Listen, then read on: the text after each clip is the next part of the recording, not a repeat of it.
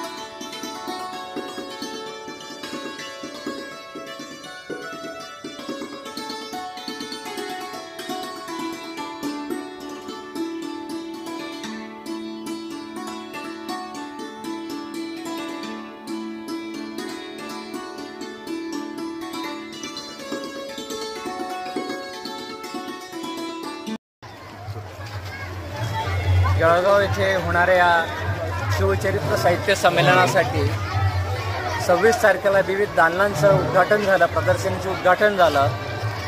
तेव्हापासून कालपर्यंत शहरातील आणि जिल्ह्यातील विविध शाळेचे विद्यार्थी, जवळपास 12 ते 15 हजार विद्यार्थ्यांनी या सर्व प्रदर्शनांना, व्याख्यानाला हजेरी लावलेली आहे। आणि आमचा प्रयत्न असाच आहे की येणारी नवीन पिढीला महाराजांचे विचार पोहोचणं आवश्यक आहे। पुस्तक वाचणं आणि महाराजांच्या अनुषंगाने असलेले विविध प्रदर्शनी अत्यंत प्रभावी असतं प्रदर्शन, की विद्यार्थ्यांनी त्या चित्रातून, त्या विविध शस्त्रांच्या माध्यमातून, विविध नाण्यांच्या माध्यमातून प्रत्यक्ष त्यावेळेस काय परिस्थिती असेल, कशा पद्धतीने महाराजांचं कामकाज असेल, वस्तू असेल, ह्या प्रत्यक्ष विद्यार्थ्यांना हाताळणं मिळालं। आणि ही अत्यंत आनंदाची बाब आहे की विद्यार्थ्यांना खूप उत्स्फूर्तपणे हे सगळं बघण्याचं, अनुभवण्याचं, जवळून निहाळण्याची संधी मिळालेली आहे। त्यामुळे नक्की आमचा जो प्रयत्न आहे की नवीन पिढीपर्यंत महाराजांचे विचार हस्तांतरित झाले पाहिजे, हे नक्की यशस्वी होताना आम्हाला दिसत आहे।